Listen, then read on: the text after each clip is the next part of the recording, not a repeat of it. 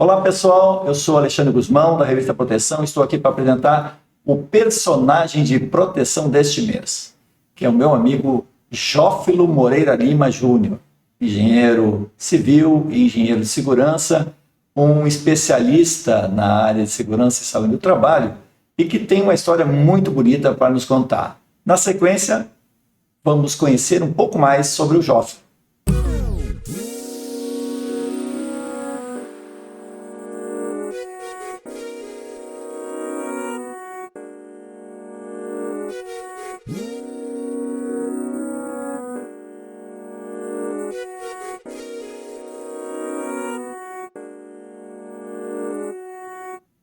Olá, Jófilo, obrigado por estar aqui com a gente para fazer esse depoimento no personagem de proteção.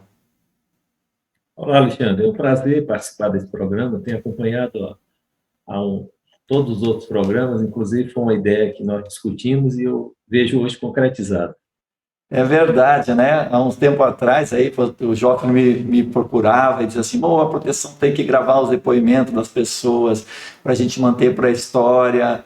Ele falava muito do... Isso é bem antigo, né? Porque nós falávamos até do Prieto, né? Prieto já faleceu, outros amigos nossos faleceram, grandes pessoas nos deixaram. Mas a ideia desse programa é bem nessa linha de resgatar a história de bons profissionais, pessoas que contribuíram de uma forma efetiva para a melhoria da segurança e saúde do trabalho no Brasil. Bom, Jófilo, vamos começar pelo começo, né? Você é de Buriti Bravo, lá no Maranhão, né? Eu imagino que essa foto até que tem aí você bem pequenininho, né? Você estava lá em Buriti, é isso? Sim, possivelmente deve ter sido lá, né? Que legal. Você, então, é maranhense, você estudou... Maranhense com 9 irmãos, é um time de futebol quase. Seu pai caprichou, seu pai e sua mãe capricharam nessa... Era normal na época. Né? Sim, claro, para o Nordeste, né? Uma tradição. E você, então, estudou lá em Buriti? Ficou em Buriti até que ano? Não. Eu fiquei até antes de iniciar o primário, né? Foi pouco tempo, na verdade. Então não estudou lá? São Luís. A minha trajetória foi mais ou menos essa, né? Era uma cidade do interior do Maranhão, né? Mas a minha vivência maior foi em São Luís. Depois trabalhei em Teresina, Brasília, São Paulo. Legal. E, bom, daí a sua formação foi basicamente em São Luís, né? Então, por que você caiu na engenharia? Vou começar por aí. Porque você começou como engenheiro civil e depois se transformou em engenheiro de segurança, né? Então, explica por que um dos 10 filhos dos teus pais aí resolveu fazer engenharia. Tinha mais alguém na família? Como é que surgiu essa ideia? Bom, veja bem, eu estudei na escola técnica, né? Fiz o ginásio industrial, fiz o curso técnico de química e, naquela ocasião, nós tínhamos 3 opções, ou 4, né? Que seria engenharia, medicina, direito ou filosofia.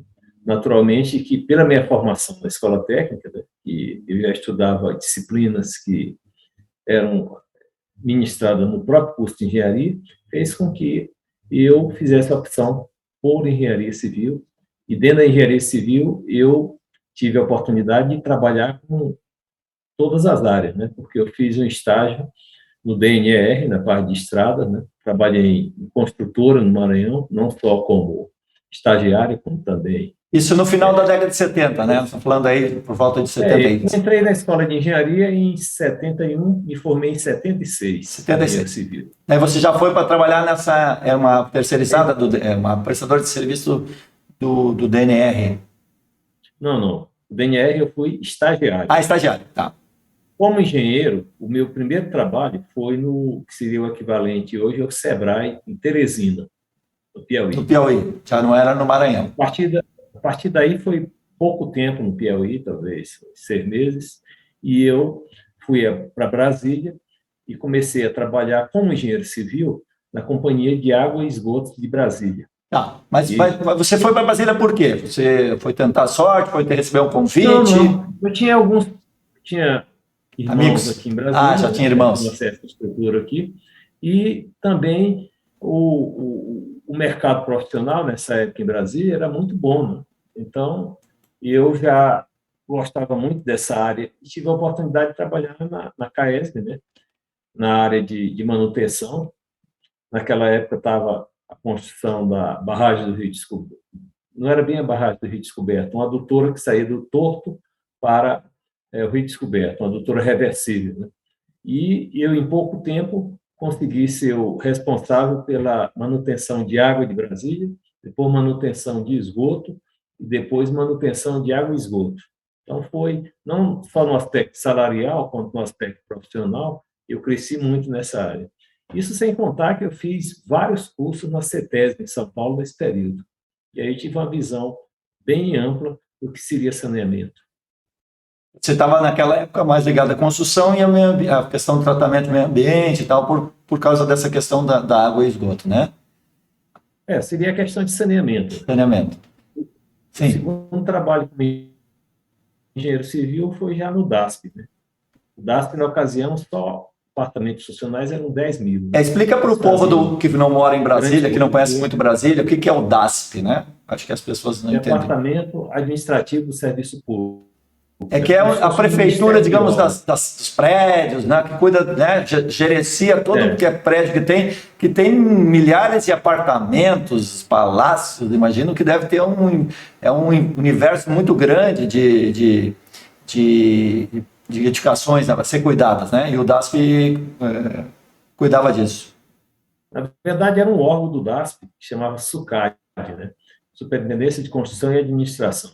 Esse órgão ele fazia parte de manutenção de todos os imóveis, inclusive, por exemplo, o último trabalho que eu fiz foi na saída de emergência do Hospital das Forças Armadas. Eu era o engenheiro responsável pela fiscalização da obra.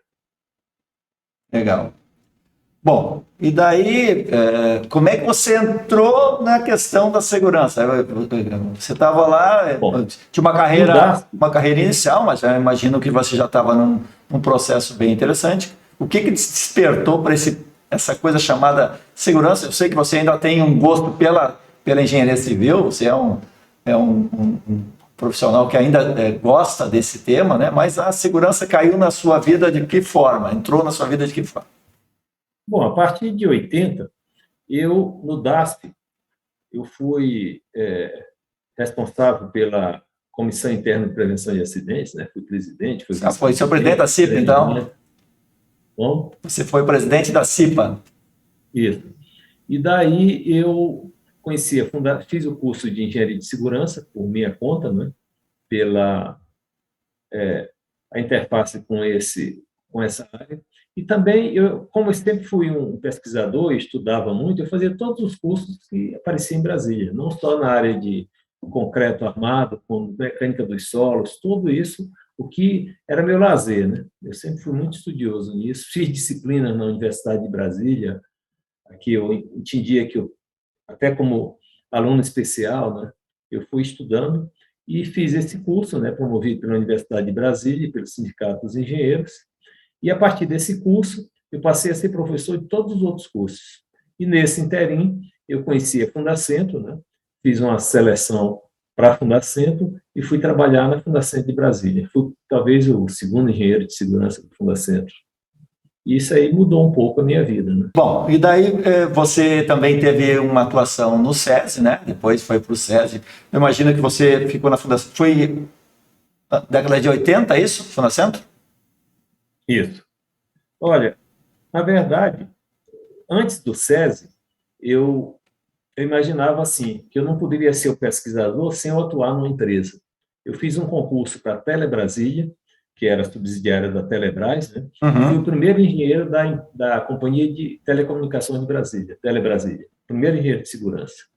Como engenheiro de segurança da Telebrasília, eu fui convidado para fazer uma consultoria no DASP, junto no SESI Nacional, junto com o médico José Riani, que na época era subsecretário de Segurança e foi posteriormente secretário. Então, Segurança do Trabalho do Ministério do Trabalho, é isso?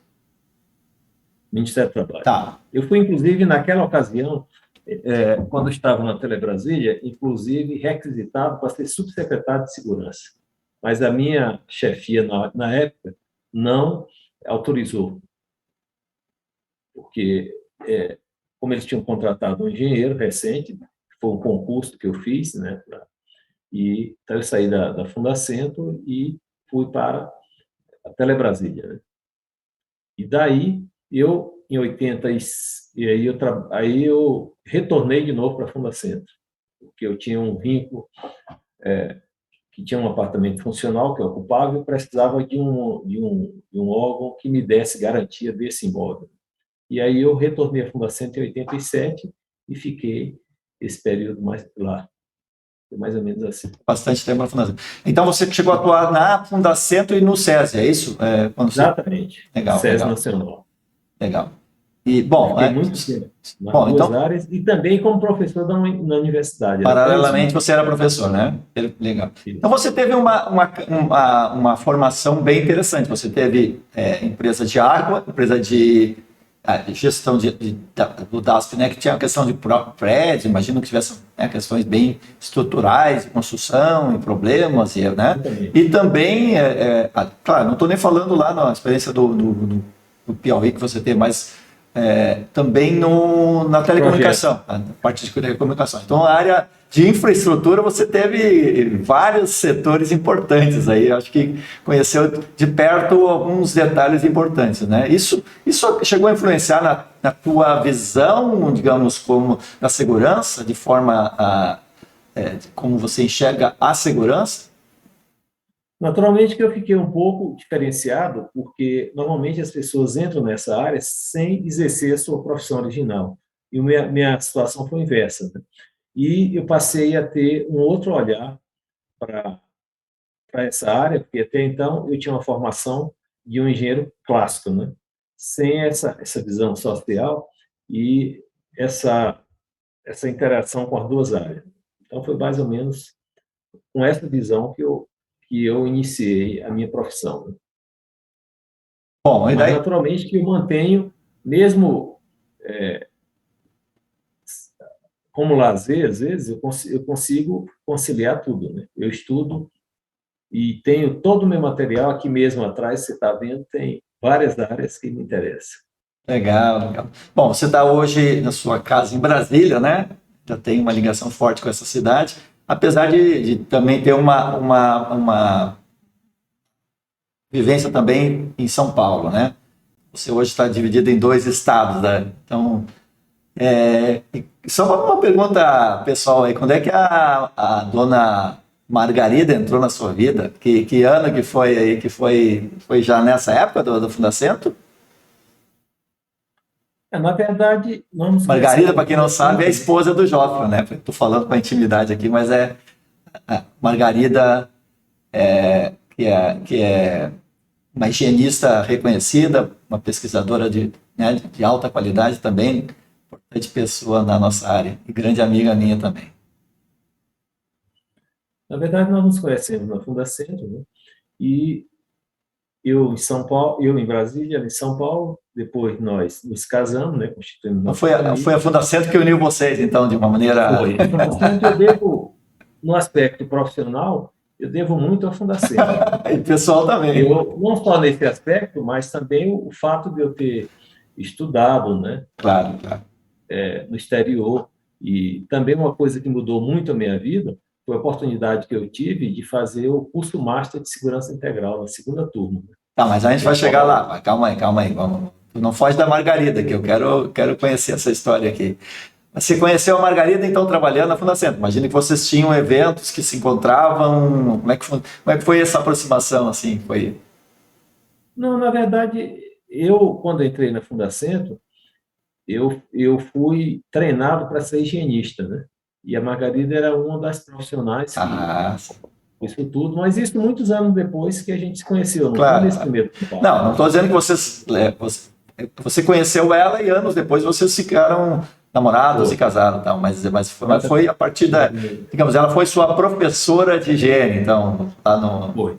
Você foi para São Paulo fazer algum curso? Quanto vários mestres aí, o Mário Fantazini, Sim, claro, claro. Eduardo Giampaoli, Time excelente que todos eles tem em vêm São dessa Paulo, né? área. Tinha em São Paulo também. Só que eu sempre não me considerei um profissional dessa área por essa multidisciplinaridade que eu tenho, né? Eu Sim, respeito muito a minha formação original e gosto muito de dizer que minha área é a indústria da construção. certo. Apesar de ter essa formação também de higiene profissional, conhece várias áreas, mas realmente a construção depois ela impacta muito do seu perfil que vai na sequência, né? Bom, então, continuando nessa timeline aí que a gente, eu estou tentando estabelecer para as pessoas que não te conhecem, entender um pouquinho, né?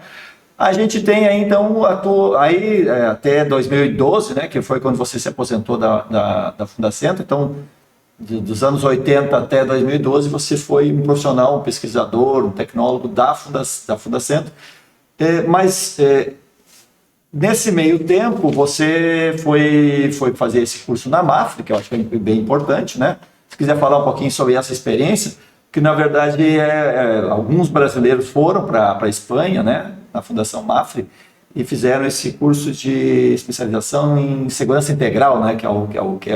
É um master que eles oferecem lá, né? Exatamente. Quanto tempo você Veja ficou bem, lá? eu fiquei em torno de uns 4, 5 meses, acho. Esse curso foi o segundo. Naquela época nós não tínhamos internet, né?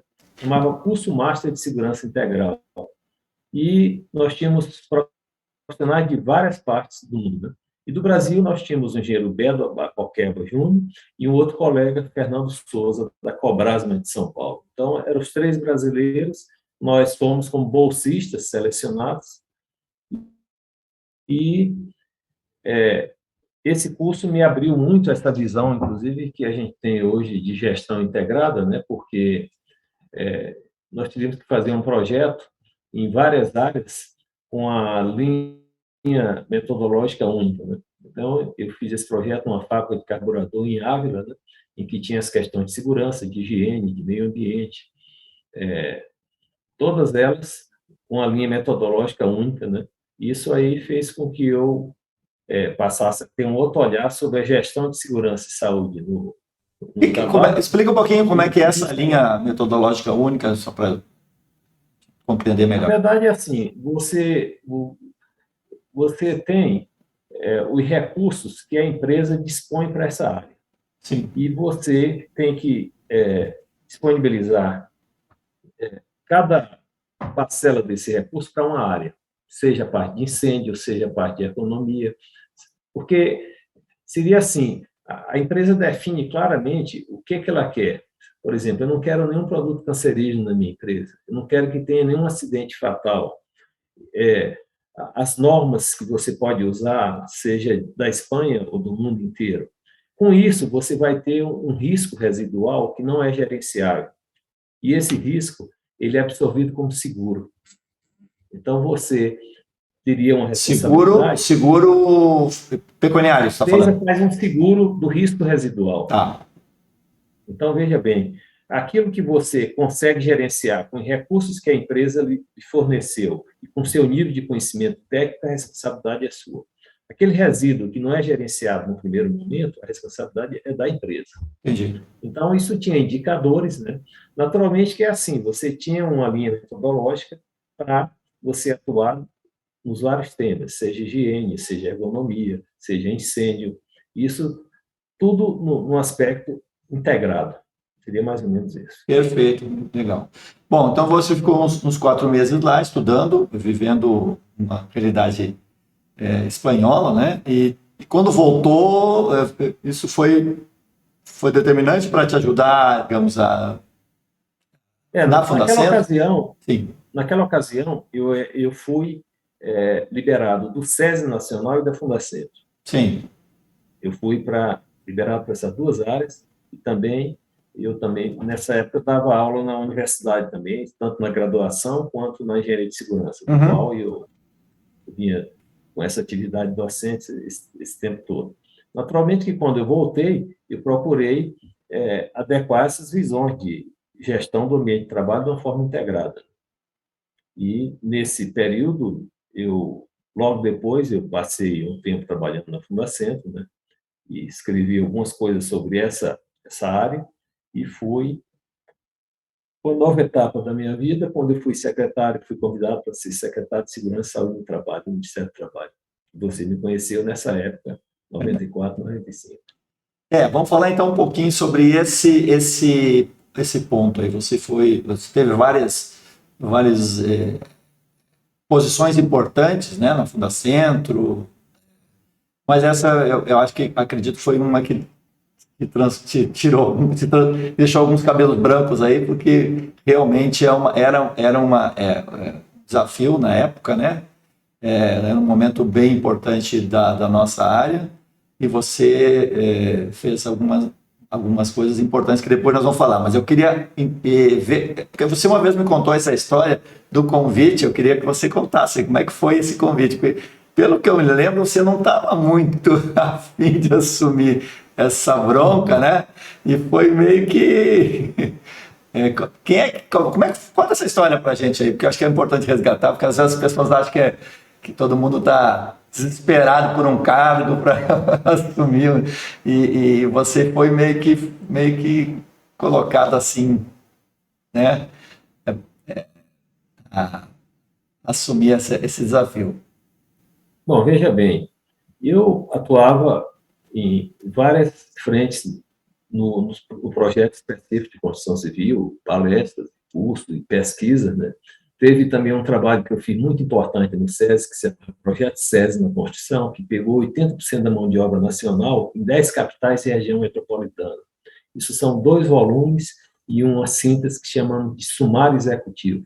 Então, eu já tinha esse trabalho, Uma atuação. Também foi um trabalho muito rico para mim. Você imagina, além desse trabalho todo, nós tínhamos uma experiência em Brasília, pegando desde potabilidade de água até a visita em vários canteiros, e juntando isso tudo com a parte estatística.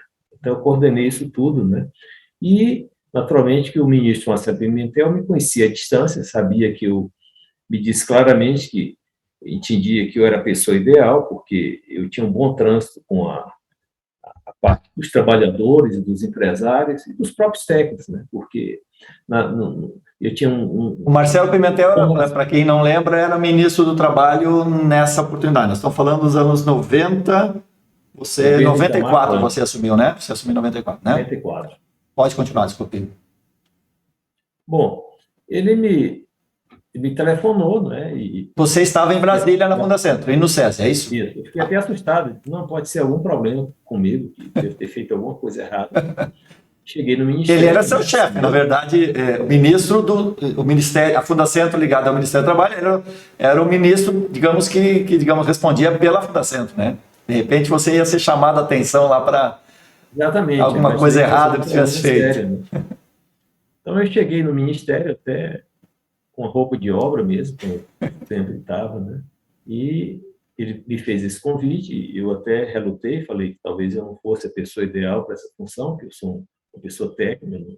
E pedi um prazo, né? Esse prazo se estendeu, e aí eu comentei com um dos colegas, assim, do meu convívio mais direto, e a coisa foi sendo pressionada para que eu aceitasse, e não teve dúvida.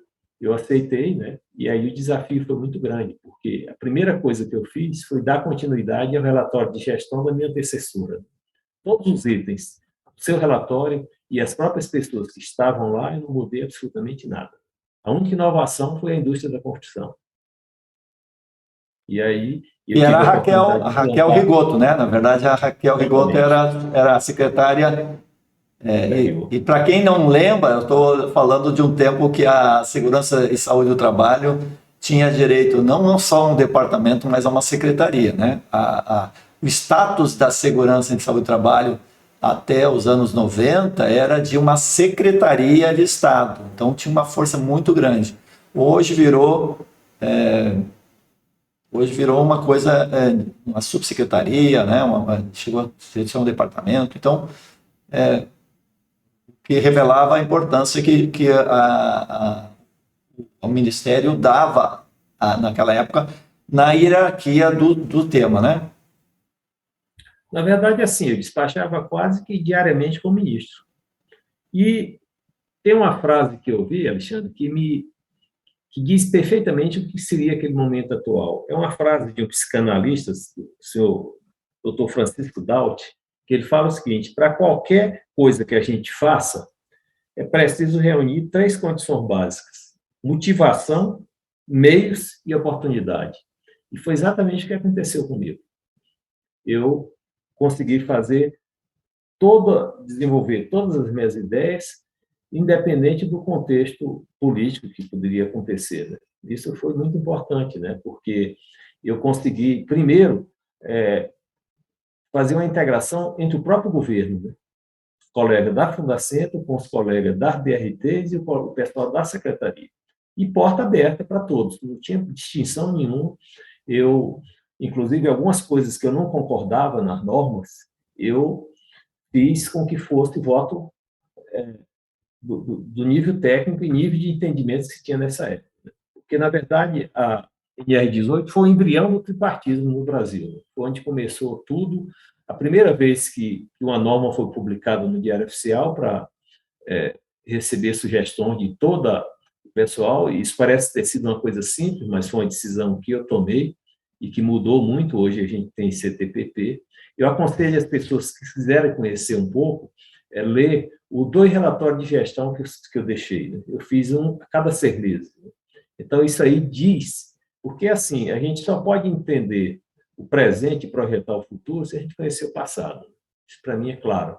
Então, se você tiver interesse de ler todas as ações, desde a área portuária até o projeto inicial da CTPP, está tudo nesse relatório, como também ler os relatórios de quem me antecedeu e quem me sucedeu, porque houve uma sequência de ações, né? E, naquela ocasião, nós tivemos grupos técnicos que foram muito importantes, né? Porque o do PPRA e do PCMSO foram feitos de formas conjuntas, né? Com um grupo técnico especialista e de área estratégica, né? Na área petrolífera, na área de siderurgia. Não era tripartite no caso dele, né? No caso da 18, não. Nós já vimos com um embrião de outras épocas, né? Aí depois partiu para o tripartismo paritário, né? Porque a OIT ela preconiza isso, né? Você vê, a OIT foi criada em 1919, o Brasil foi um dos primeiros signatários da OIT e vem ratificando várias convenções, e por que não a gente adotar aquilo que se preconizava? Foi essa a minha visão para que a gente fizesse do tripartismo uma coisa real, né? E uma das coisas que me magoou muito foi a gente ter extinto vários grupos muito importantes, né? Porque você vê o caso da indústria da construção, que nós tínhamos o CPN e o CPR, né?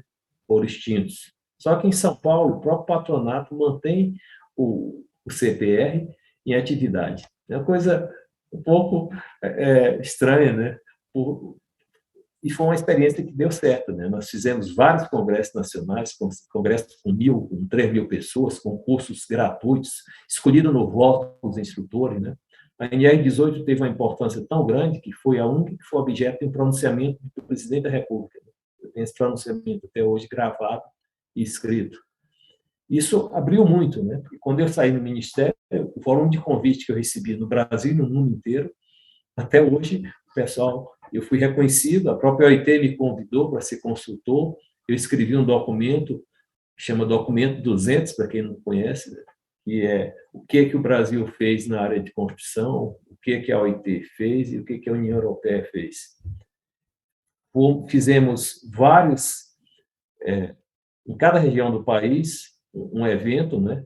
E esse evento, com a participação da OIT, foi um catalisador para o Brasil ratificar a Convenção 67, que até então o Brasil ratificava tudo, mas relacionado à indústria da construção, nós não tínhamos nada ratificado. Então, foi um fato muito importante isso. Bom, essa sua dedicação a 18 aí, a todo esse processo da construção civil, ele teve um efeito bem positivo, uma mudança da norma. A norma foi uma mudança de paradigmas na época, lembro disso, e foi meio que um embrião também para... Depois tem o PPRA e o PCMSO, que também foram, lembrando, né, que as 3 normas, o texto até recentemente utilizado, era o que você coordenou essa revisão lá em 94, 95, né? Isso, 94, é. E nós temos aí até hoje, né? Agora acabamos de mudar a 7 e a 9 ainda está com algumas modificações, e a 18 também acabou de ser modificada. Então, muito do que foi feito lá em 95, 94, 95, ficou por esses anos todos aí, 25 anos, né? Praticamente 25, chegamos a ter mais de 25 anos de ações. Eu queria entrar na questão da 7 e da 9, mas eu queria antes falar um pouquinho sobre a CTPP, né? Só para você explicar um pouquinho esse processo. Você pegou o início das discussões e a implementação da CTPP? A CTPP ela já foi formalizada na gestão do Dr. Zurré Rando. Mas se você que substituiu você? vê o relatório de gestão, nesse relatório nós já deixamos as diretrizes, inclusive com a previsão de um apoio técnico-científico das instituições de classe, que é uma coisa que fez muita falta, porque você tem as 3 bancadas, mas muitas vezes os assuntos técnicos, há necessidade de um apoio técnico-científico. E isso se concretizou muito com os grupos de trabalho que atualmente não estão trabalhando. Nós tínhamos GT específico na parte de eletricidade, benzeno, e várias outras, área rural. Isso se criou esse tipo de trabalho, né? Naturalmente que, no caso da construção, nós tínhamos um comitê permanente regional se reunindo todo mês, produzindo coisas, não só a reformulação da norma, quanto também os eventos, as pesquisas, e nós temos, inclusive, um destaque muito grande para o CPR de São Paulo, da Paraíba, que conseguiram reduzir drasticamente o número de acidentes na parte elétrica, né? Então, foi um trabalho que eu reputo da maior importância e que foi visto, assim, com outro olhar pela OIT e pelos outros países. Eu tive a oportunidade de estar no Uruguai, em que eles fizeram, basicamente, queriam conhecer nossa experiência. Em Portugal, eu passei quase um dia inteiro falando no congresso sobre a NR18 e depois, em vários locais, isso aconteceu. Além dos programas que nós fizemos em rede nacional para responder as perguntas do Brasil inteiro, né?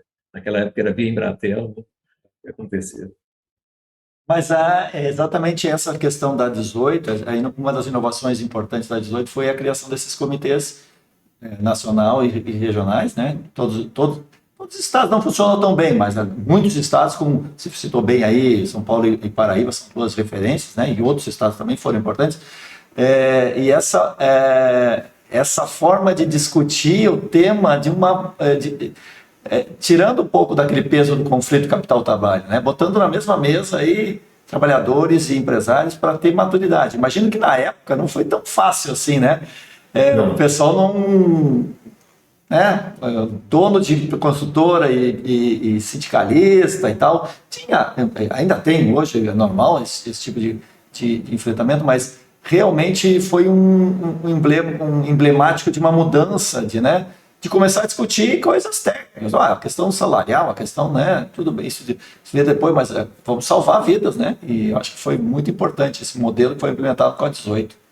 Olha, os ânimos eram muito acirrados na época, né? Nós tivemos liminar na justiça, uma série de coisas. Algumas pessoas que Não queriam criticaram não queriam deixar. depois, em outros eventos, inclusive, me elogiaram. Eu achei até uma atitude importante dizer que estava enganado com relação a isso tudo. Você era um bandido na época. Você pode ser anjo ou demônio dependendo do referencial, né? E da situação em que se vive, né? Mas veja bem, no caso do tripartismo, você imagina o que é se fazer um encontro nacional dos CPRs em Lusiânia, em que se ficava 3 dias em imersão total fazendo o planejamento, né? Nós tínhamos a participação de todas as bancadas, coordenado pela nossa Maria Mursila, né? Saudosa Maria Mursila, que ela fazia uma espécie de trabalho de integração com isso tudo, e nós saímos com um cronograma e com as ações a nível nacional. Isso foi feito, inclusive, com o apoio da CNTI, do saudoso também Calixto, né, que deu todo esse apoio para isso tudo. Então, esse Encontro Nacional dos CPRs foi uma coisa assim, muito forte, para quem não sabe, isso aí é que fazia o planejamento das ações, coisas que a gente tem que fazer, porque o que produz resultado é o compromisso, né? Sem o compromisso e sem as ações integradas, a gente pode se perder muito fácil com todo esse volume de ação sem ter um planejamento. Você vê que a própria União Europeia, eu li ontem, o seu planejamento até 2027, com essas questões atuais que nós temos de doenças psicossomáticas, de tudo isso, né? Porque se a gente analisar, nós temos hoje no Brasil uma alta taxa de desemprego, de informalidade, um aumento significativo de doenças psicossomáticas e de estresse, agravados com a própria pandemia, né? Então, eu Sim, acho que é um sim. momento claro da gente deixar uma política pública de Estado definida. Na minha opinião, o grande marco disso tudo seria a gente implementar a política nacional e o PlanSat, né? Coisa que eu participei do início até o final, já como diretor técnico da Fundação. Mas nessa época eu imagino que você, só para lembrar, assim, essa ideia de se colocar os comitês regionais partiu de, digamos, de que grupo? Foi ideia sua? Foi inspirado na OIT? Qual é a ideia da NR18? Veja bem, em São Paulo já tinha uma comissão que funcionava, não de uma forma, eu diria, paritária, né? Mas esse trabalho teve origem lá em São Paulo, com a participação dos trabalhadores, né? Nós temos que destacar o mérito do engenheiro Deogledes Montecucco, que era o coordenador na época lá em São Paulo, da Fundacentro, né? E ele fez com que nos estados, nas unidades regionais da Fundacentro, também se criasse comitês. Então, isso já vinha sendo amadurecido. E, para quem não lembra, 1987 foi considerado o ano da construção. O presidente da Fundacentro, o engenheiro Leon Alexandre, era dono de uma grande empresa em São Paulo. Então, ele priorizou isso e o primeiro congresso, com um documento importantíssimo, que está atual até hoje, que chama-se Carta à Nação, foi elaborado nesse congresso. Naquela ocasião, eu tive a oportunidade de participar desse congresso, tanto na organização quanto das ações, como representante do SESI Nacional e também da Fundacentro. Então, eu estava realmente nas duas áreas acompanhando isso já em 87. Né? E a partir daí, nós fizemos essa mobilização nacional, do qual a gente fazia fóruns regionais e congresso nacional. Né? Você vê que o último que teve foi de Brasília, os anteriores, tivemos em Belém, tivemos em Recife, em Goiânia, em Porto Alegre. Então, foi uma mobilização muito grande. Naturalmente, o de Porto Alegre, daí para frente, nós já partimos para um fórum específico também do Mercosul, acoplado com isso. Isso deu uma visibilidade. Para você ter ideia, era uma organização tripartite que não era fácil, né? Reuniões todo mês, uma semana. No caso de Goiânia, às vezes chegava a 30 pessoas. Então, o nível de qualidade, basta ver os anais que existem aí sobre esse assunto hoje. E as pessoas às vezes não entendem isso que você falou do comprometimento, né? Uma coisa é ter uma norma que é feita e imposta, né? No momento que eu discuto essa norma, né, mesmo que eu tenha opiniões diferenciadas ou divergentes do conteúdo final, eu sou co-organizador, né, co-realizador dessa norma. Então, e as discussões dos comitês regionais eram concretas. Ó, elevador, como é que faz, como é que não faz, como é que resolve. Aqui nós estamos tendo, lá naquela região, aquela empreiteira está tendo determinado tipo de problema. E daí, quando eu tenho trabalhadores e empresários sentados numa mesa e tentando encontrar soluções e não ficar discutindo apenas, a gente tem resultados muito efetivos, né? E prova disso é que se reduziu muito o número de acidentes, né, a partir dos comitês. A própria norma ajudou muito, né, mas os comitês foram uma alavanca importante, e nos estados onde esses comitês funcionavam melhor, eles tiveram resultados mais efetivos, mais concretos, mais rapidamente. Né? Não, eu acho esse trabalho muito importante. Ele, em algum momento, com certeza, vai retornar. Eu tenho esperança nisso. E deixo claro também que, independente das instituições, nós temos pessoas que realmente assumiram esse papel. No caso dos empresários, nós temos pessoas brilhantes, não preciso nem citar Dr. Haru, nós temos o pessoas do Seconce, os empresários, nós temos os trabalhadores, nós temos o Robson atualmente, né?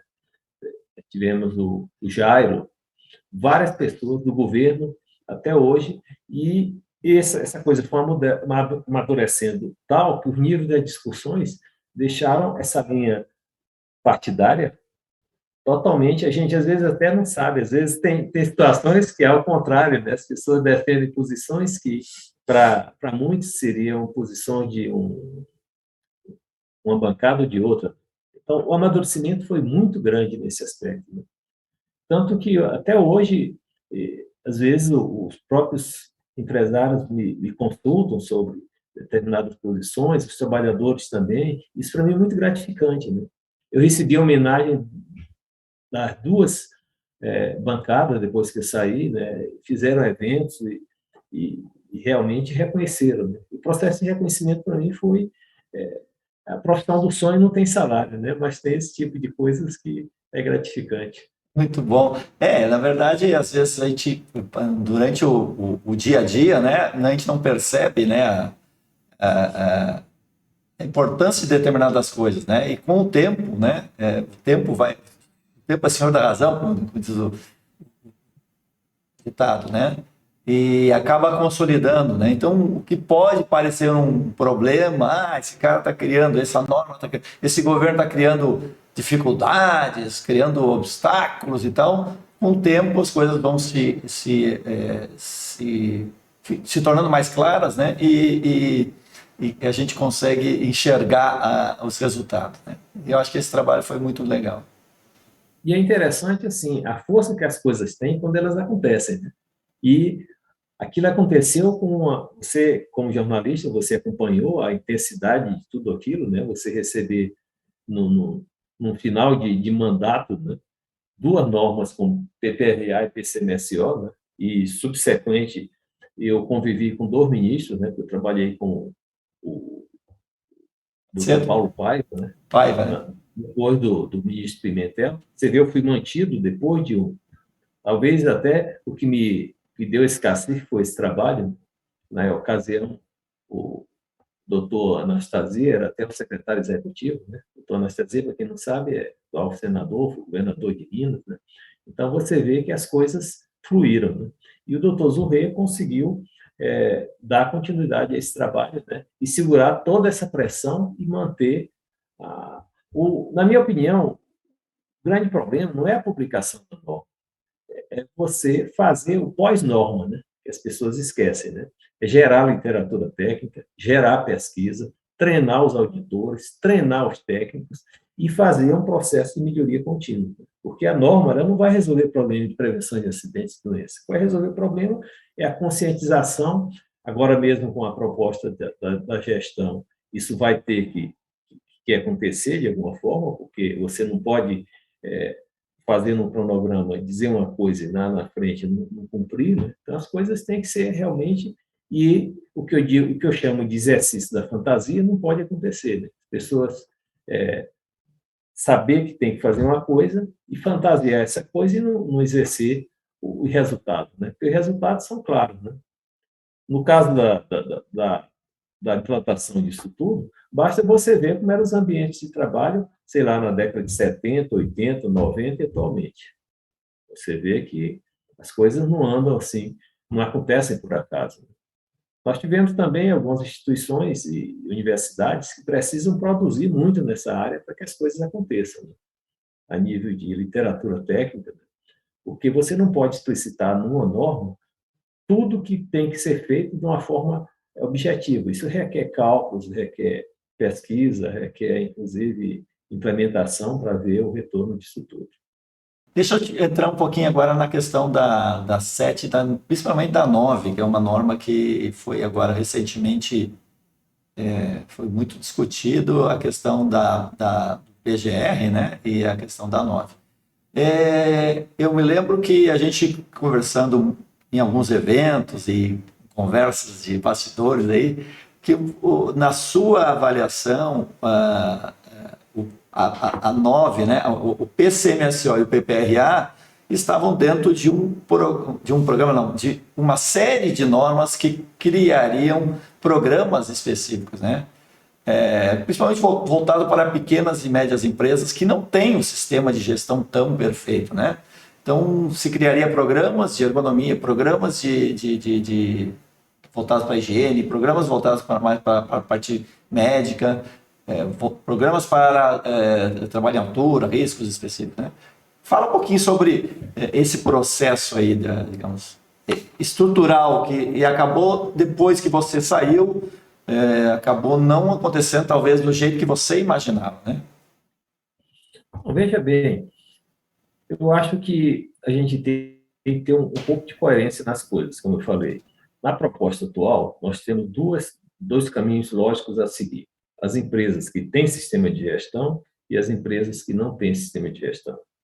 Naturalmente que programas como PPRA e PCMSO, na minha opinião, eles poderiam ser mantidos como um programa de higiene e um programa de saúde do trabalhador. E esse programa você inseria num plano e podia agrupar um sistema de gestão. Há uma discussão e uma omissão, na verdade, e um entendimento do que seria um plano, um programa e um projeto.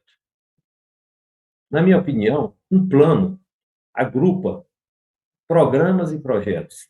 Inclusive, na primeira versão da NR1, nós tínhamos no glossário esses conceitos. Quando foi publicado, já não tinha mais, talvez por um esquecimento, alguma coisa. Mas, na minha opinião, é muito importante isso, até porque você vai entender claramente o que é um plano e o que significa um agrupamento de programas e projetos. Se você vê bem na NR18, por exemplo, em outra norma, você vai ver a quantidade de vezes que é citada essas palavras. Só que, no momento que você cita isso, você tem que fazer isso. Muitas vezes até se faz de uma forma correta, mas o aspecto conceitual é incorreto. Não é nada, nenhuma crítica, mas é uma forma que a gente tem que entender claramente do que isso significa, né? E eu acho que essa questão dos indicadores, não só nós usávamos anteriormente só os indicadores reativos, né, que era a frequência, gravidade, às vezes absenteísmo, mas a gente tem que partir para outros indicadores proativos, né? Inclusive, qual é a qualidade de uma máquina, qual é a qualidade de um treinamento que se dá, uma análise de projeto previamente, porque eu acho, inclusive, que a gente tem que atuar muito a nível de concepção de projeto, porque na Europa, por exemplo, 60% dos acidentes são evitados na prancheta. No momento que você analisa os projetos, analisa a questão da qualidade do produto, que é outra coisa também que no Brasil precisa ser um pouco mais exercida. Uma coisa é a qualidade do produto, outra coisa é a segurança do produto, segurança do trabalho. Isso tem que ser exercido com a máquina, o equipamento, ela tem que ter todo esse aspecto de segurança do produto para que faça a integração com a segurança do trabalho. Então, isso aí é uma coisa que, às vezes, a legislação do Ministério do Trabalho tenta entrar numa área, e aí você já tem o Ministério da Indústria e Comércio nisso. Você viu isso muito claramente na NR12, né? Então, essa é um aspecto que eu acho que a gente tem que estudar com muita propriedade, é o que significa a segurança do produto no futuro, né? E a parte de concepção de projeto é importante, né? Porque você vai saber desde os produtos químicos que vão ser usados, uma mudança de layout, uma mudança do fluxo de produção, tudo isso, além do aspecto dos trabalhadores, né? Que é extremamente importante. Dentro dessa ideia de plano, programa e projeto, né, a ideia do GRO mais ou menos seria esse guarda-chuva de todos os programas, né, hoje que foi criado, né, que seria o plano de, digamos, de organização dos projetos, né.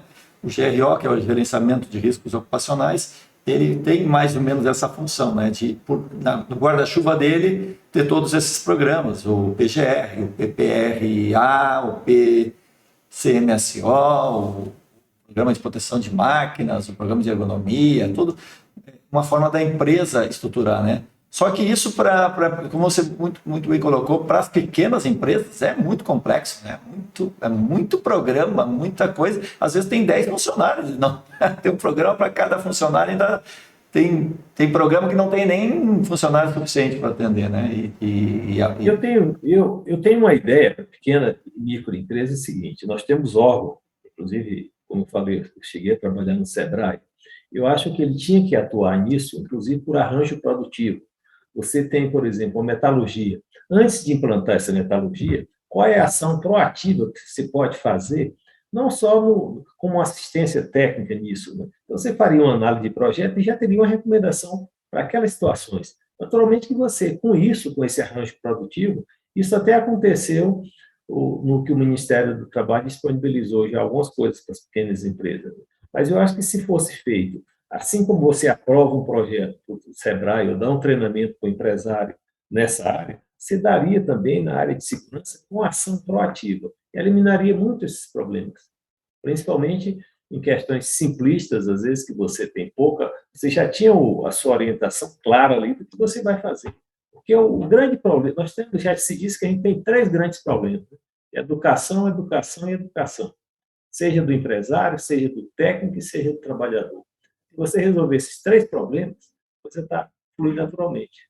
Agora, a questão de acesso à informação nossa é difícil, né? No momento que você não produz literatura, você vê que em alguns locais, eu tenho visto alguns cursos, e que é uma leitura clara da norma.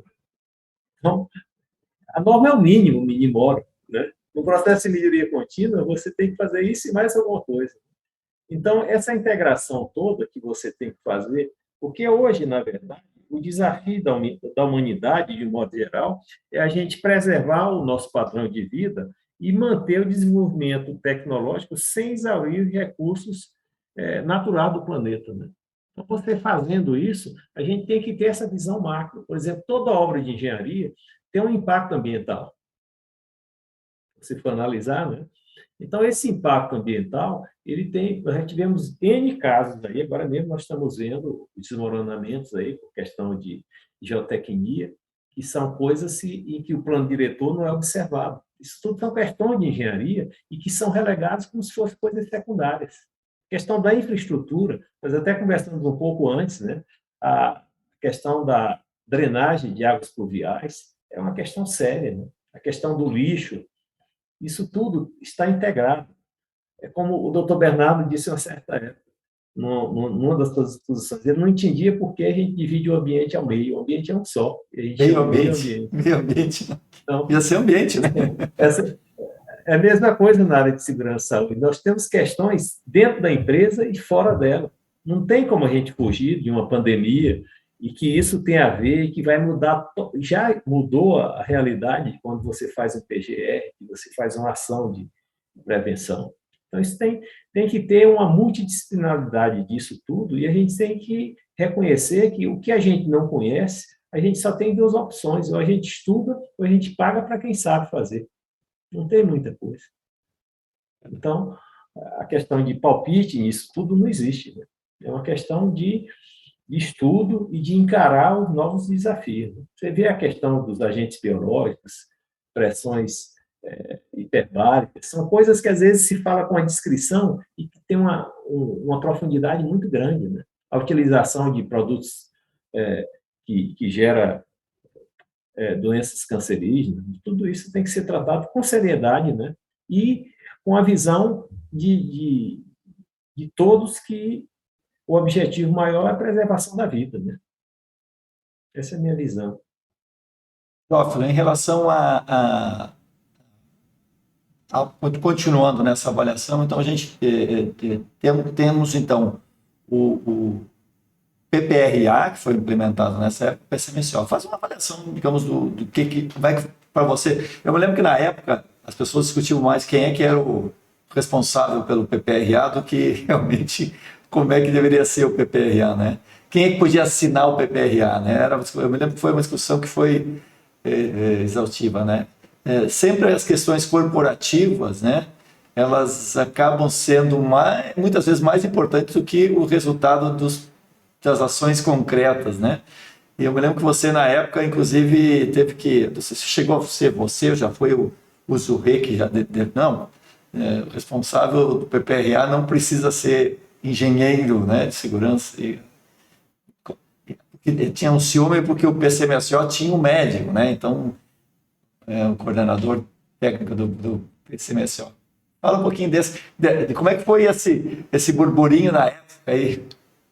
Veja bem, o que as pessoas não entendem é que um PPRA não é um papel simples, ele é um processo, né? E, como tal, ele é dinâmico. Naquela ocasião, a própria União Europeia já explicitava que quem deveria fazer isso seria a responsabilidade do empregador, como está dito hoje, né?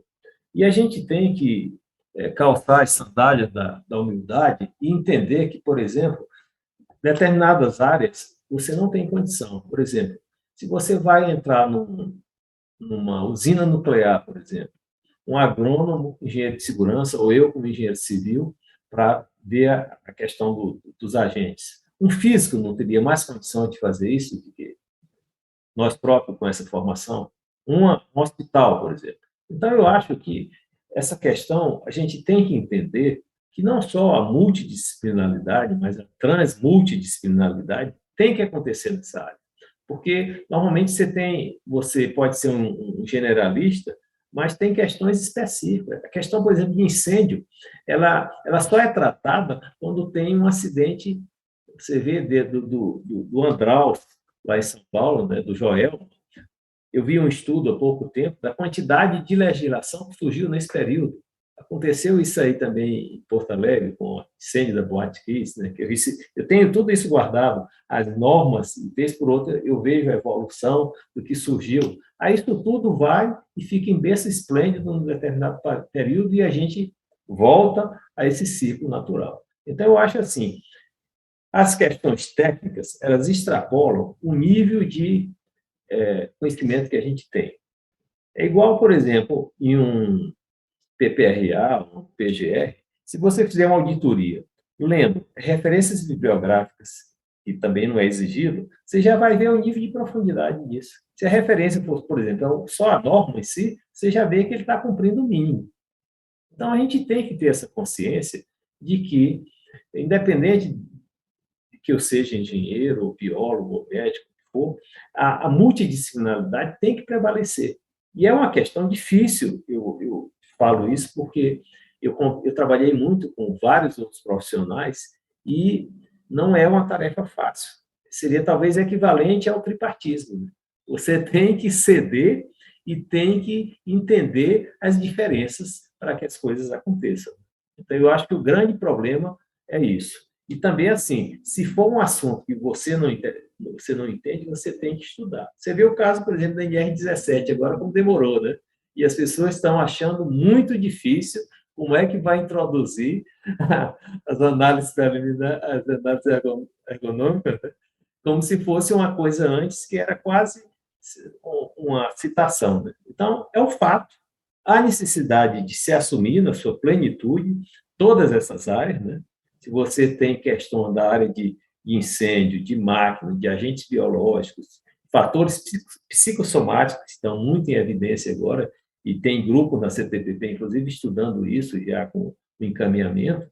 Então, há essa necessidade. Agora, eu acho que, com o tempo, e hoje também ninguém fala mais no próprio PGR, e se diz também que é critério essa fase, nós passamos esse tempo todo discutindo isso.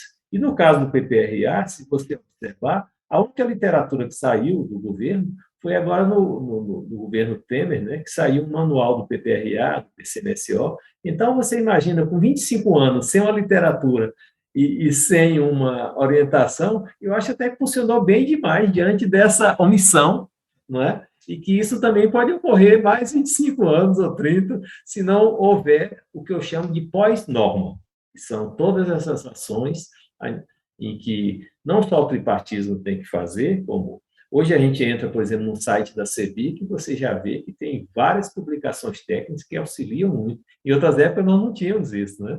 Então, os trabalhadores é a mesma coisa, você já encontra publicações, já encontra pesquisa. Isso tem que, as universidades também têm que acordarem para essa área, né? As instituições de pesquisas, que a gente sabe que há uma redução drástica de número de trabalhadores que vão aposentando, os auditores, né? Você vê que esses grupos de trabalho, muitas vezes, é o que eu falei antes, é em função do nível de conhecimento do profissional naquele momento, né? Quando eu trabalhei em 87 na Fundacentro, nós tínhamos mais de 15 pessoas só na área da construção, em São Nossa. Paulo. Hoje nós temos zero. Então, os traços são esses. Né? E eu não posso acreditar em fantasia. Né? E se a gente não tiver um profissional qualificado, motivado, como eu falei anteriormente, nós não temos resultados claros. Né? Isso acontece também nas empresas. Né? Você tem profissional que a substituição tem que ser feita gradativa com os estagiários, e aí vai todo um ciclo de vida para a gente conseguir um ambiente saudável. Né? Agora, se você imaginar que as coisas aconteçam sem trabalho e sem esforço, é muito difícil. Bom, já que você falou da Fundacentro, eu queria agora resgatar então um período mais que você estava em Brasília, depois conta um pouquinho a sua ida, você foi para São Paulo em algum momento, não sei que época, né?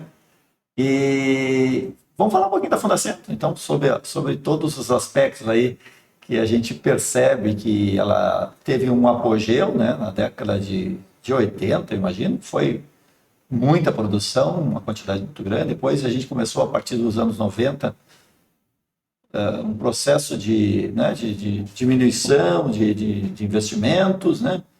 E quando você foi para São Paulo, só para historiar isso aí? Bom, eu estou tentando lembrar aqui as datas, né, que eu tinha até anotado, naquele papel eu tinha dito, né? Eu fui para a Fundacentro antes de 2008, né? Como diretor técnico, eu fiquei de 2008 até 2012, Uhum. um período extenso, né? Aqui em Brasília, eu fiquei de 84 a 86, num primeiro momento, né? E a Depois partir de 87 você voltou, né? É, o novo contrato eu fiquei de 87 até 2012, quando eu me aposentei. Uhum. Então você Só para ficou você mais de ter uma 20, ideia, né? 25 anos nesse segundo momento e mais Exatamente. 2 anos anterior. Então, 27 Veja anos bem, numa instituição, dá para conhecer um pouquinho, né? pois é. Eu, nesse período todo, coincidiu da Margarida fazer o mestrado na Unicamp, em São Paulo, né? E eu fiquei um bom período morando em Piracicaba e trabalhando em São Paulo. Isso seria 150 quilômetros para ir, 150 para voltar, nesse período todo que eu fiquei, inclusive como diretor técnico. E aí, assim, nesse período em que eu fiquei em São Paulo, eu estava coordenando a área de construção, né? Foi quando fizemos as RTPs, inclusive a última foi quando eu saí, que foi da instalação elétrica, que foi reformulada agora, né? Eu tinha uma meta de publicações técnicas, né? Cada reunião do Conselho da Fundacentro eu levava as publicações, foram feitas várias, desde os professores, vários livros, né? E eu encarei um desafio muito grande como diretor técnico, foi de consolidar a política nacional de SST. Né? Nós publicamos um livro, né? Eu fiz um acordo de cooperação técnica com o IPEA, né? Instituto de Pesquisas Econômicas e Sociais, que foi muito importante, né? Os próprios diretores participavam das reuniões, não envolvia recursos, né? Publicamos um livro com o que cada instituição fazia, tentamos integrar o banco de dados, né? Que houve tivemos um portal do perfil da Segurança e Saúde no site da Fundacentro. Né? Então, foi um trabalho muito intenso e do qual demorou muito para essa política. Não foi fácil, né, no governo da presidente Dilma. Né? Ficamos quase um ano com ela consolidada em reuniões muito difíceis, né, mas que foi assinada, né? E ela ficou sub júdice agora, né? Espero que retorne. E que, na verdade, a política e o plano foi uma exigência minha também, nossa, né? Porque eu já pensava que a hierarquia era política, o plano, e nesse plano nós fizemos o Programas. cronograma, as atribuições de cada um, quem tiver a cuidado de ler, que ali, na verdade, são compromissos das três partes com a promoção do trabalho decente, né? Em condições de segurança e saúde a nível nacional e devem ser implantadas com a integração dos bancos de dados dos ministérios, principalmente, eu digo sempre que o tripartismo funciona quando o monopartismo funciona, quando o governo O funciona. governo conversa com ele mesmo, né? Exatamente. Então, a partir da implementação dessa política e desse plano, é que a gente vai ter políticas públicas consolidadas e importantes para a melhoria da segurança nos ambientes de trabalho.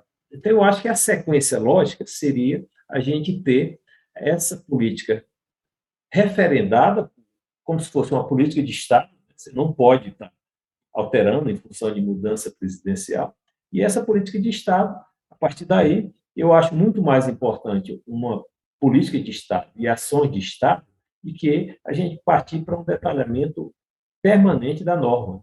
Esse detalhamento se resolve muitas vezes com as NHO da Fundacentro, com as RTPs, com literatura técnica. Então, se a gente for imaginar que a gente tem que deixar princípios gerais para serem feitos e detalhamento técnico em literatura técnica ou em recomendações, como nós temos lá na Espanha, no INSHT da Espanha, muitas vezes você quer uma serra circular, você já tem uma nota técnica de procedimento, dando todas as dimensões, como você faz um cálculo, tudo direitinho. Uma instalação elétrica temporária, você já tem tudo aquilo, um aterramento, tudo definido. Então, esse tipo de trabalho, ele tem que ser feito por alguém. Esse detalhamento para essas normas e essas publicações. Ontem mesmo eu li uma publicação da CEBIC sobre a questão de área de vivência, né? A segunda publicação, muito bem feita, por sinal, né? Eu até comecei a ler do final para frente. Eu fui ver referências bibliográficas, né? E depois é que eu li, anotei o que eu queria, muitas coisas já vou usar e vou aperfeiçoar os treinamentos que eu dou, né? Esse trabalho todo, que eu acho que a educação resolve muitos problemas. Nessa questão da política, Jófilo, quem é que participou desse grupo que elaborou essa política? Conta um pouquinho dessa história para a gente. Bom, essa política ela foi tripartite, né? Ela foi coordenada inicialmente pelo Ministério do Trabalho, depois pela Previdência, né? Depois pela Saúde, né? E nós tivemos uma participação muito intensa das bancadas dos trabalhadores, né?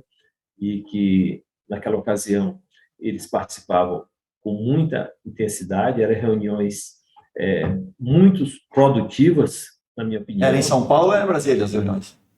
Os dois lugares. Cada reunião dessa, eu conseguia levar um profissional da Fundacentro, que participava do grupo. Eu fiz a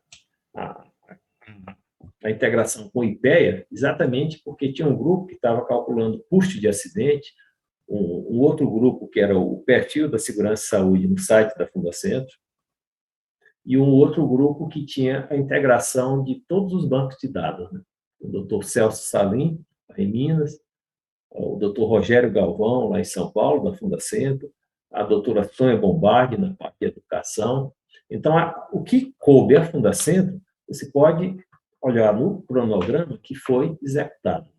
Agora, nós teríamos várias ações ali, inclusive a ação na informalidade, no serviço público. É só você ver todo é que às vezes fica esquecido, mas esse livro do IPEA, Plano Nacional, com cronograma, com tudo aquilo, está muito fácil de ser adequado ao momento atual e de ser executado. Então, assim, eu acho que se houver o compromisso de uma política pública, que às vezes ela é feita informalmente, mantendo ou não mantendo aquilo que está previsto, essas grandes ações do próprio Ministério do Trabalho, da época que eu fui secretário até o dia de hoje, a gente analisa claramente aquilo que foi política de Estado, que eu diria até informal, porque na informalidade se manteve, né? Como se mantém hoje o CPR, né? CPR estaduais. Foi extinto o CPR, mas continua funcionando. Então, uma política de Estado, ela pega quando realmente ela é consolidada de uma... Você não pode cancelar uma coisa antes de implantar, né?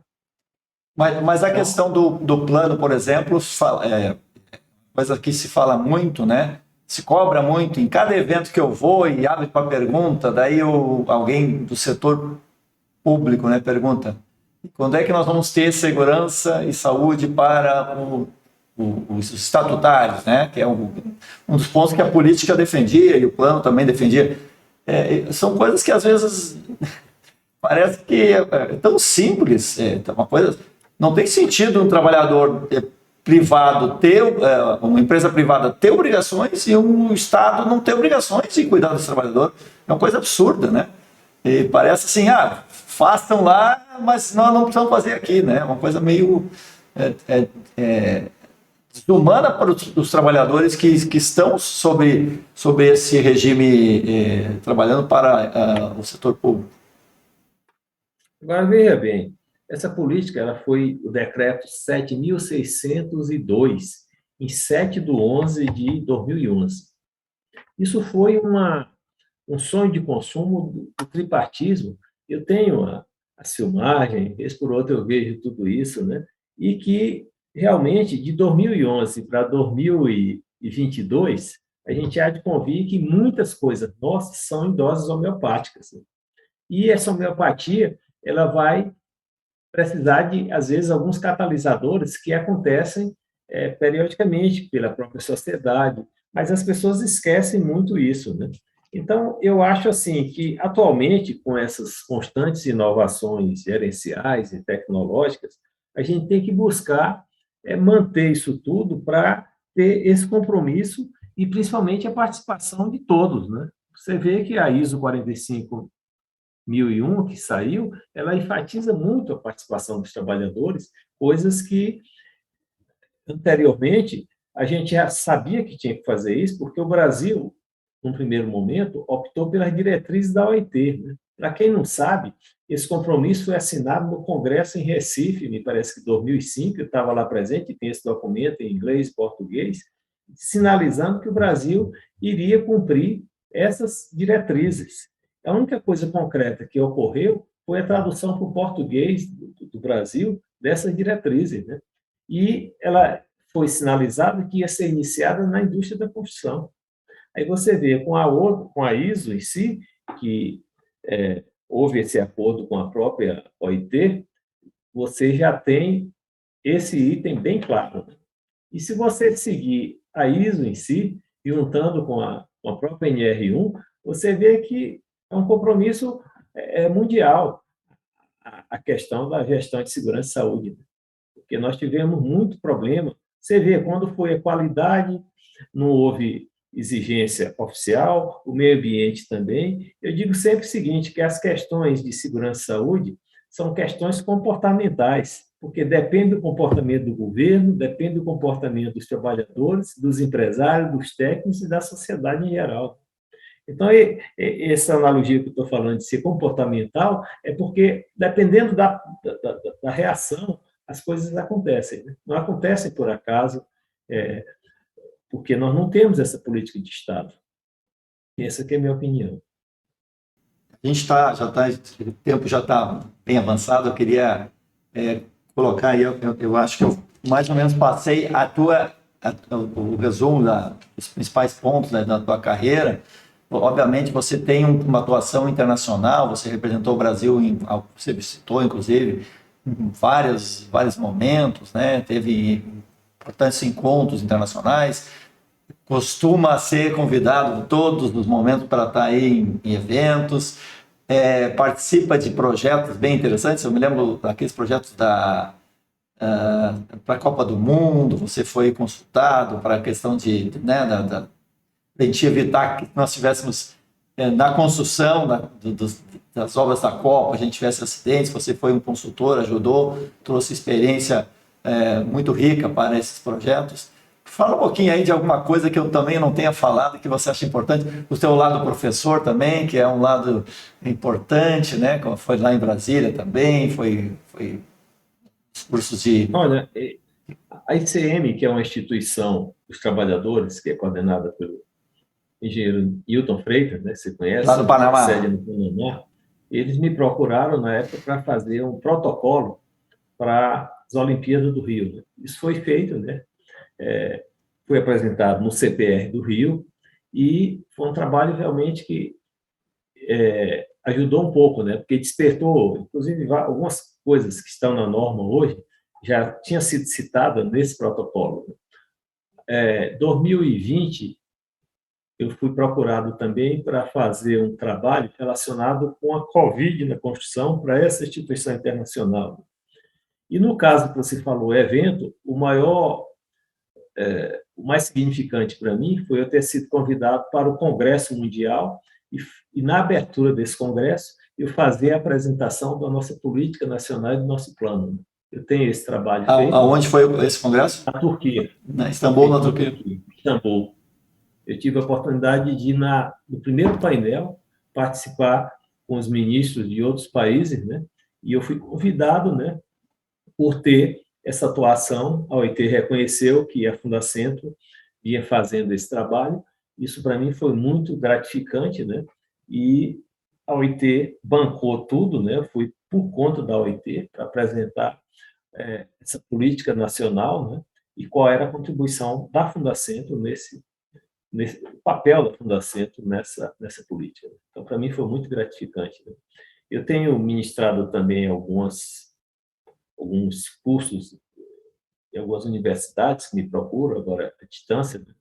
E, além disso, o último trabalho que eu fiz foi um trabalho para Fijan, para o SESI do Rio de Janeiro, né? Quando eu passei 4 dias lá, com 8 horas de aula durante o dia, para todos os técnicos do SESI do Rio de Janeiro, né?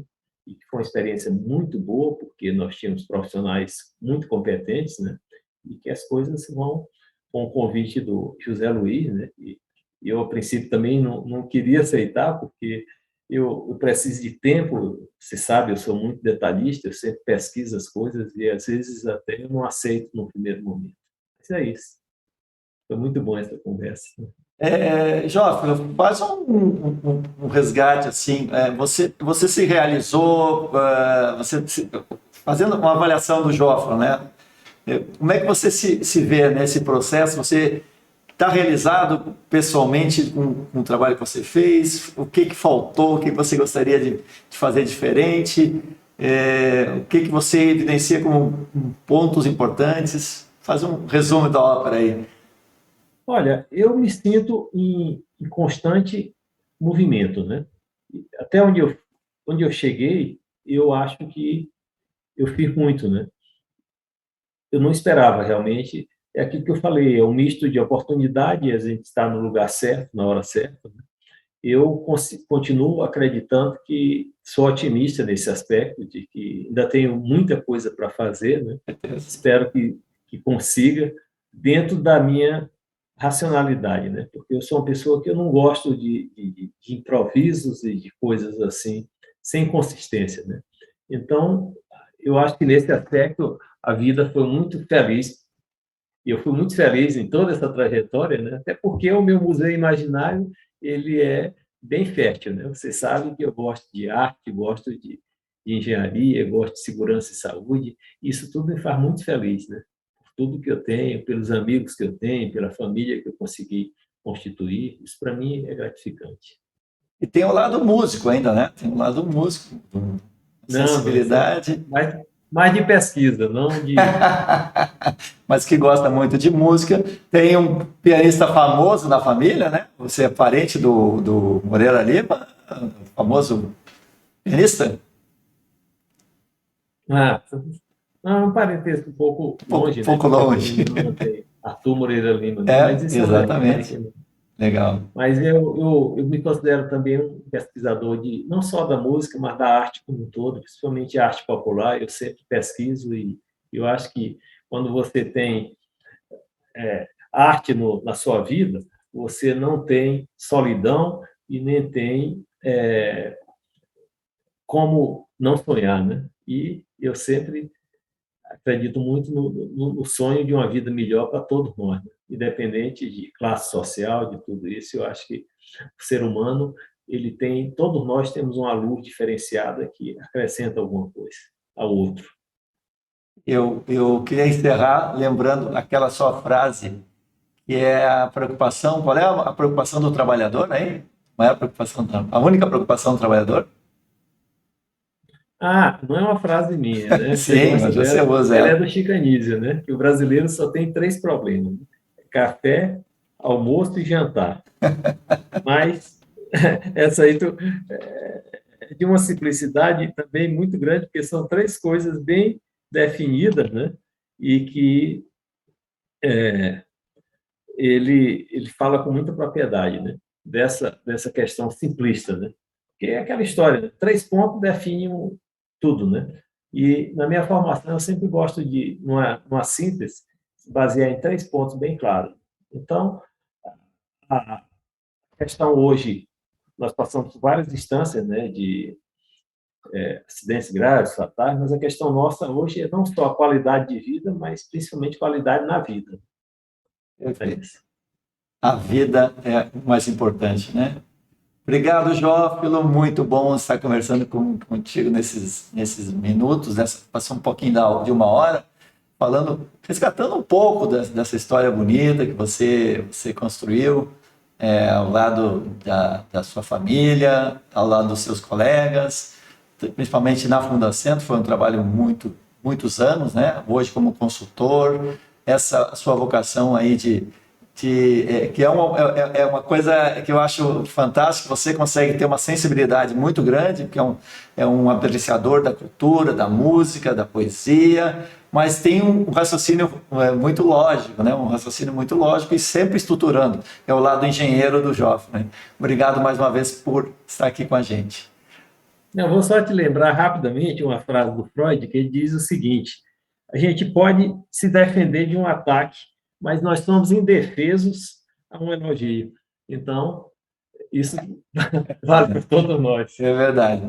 E você não gosta muito que elogie você. Eu te conheço há muito tempo, você fica meio estranho, já não começa, né? Então não dá para elogiar muito, tem que criticar um pouquinho para sair da zona do Zona de conforto. conforto. Obrigado, Grande Jorge. abraço. Muito bom. Um Então, abraço. estamos encerrando o nosso personagem de proteção com Jófilo Moreira Lima Júnior. Daqui a um mês a gente retorna com mais um convidado falando sobre a sua carreira, a sua vida profissional ligada à segurança e saúde do trabalho. Até lá.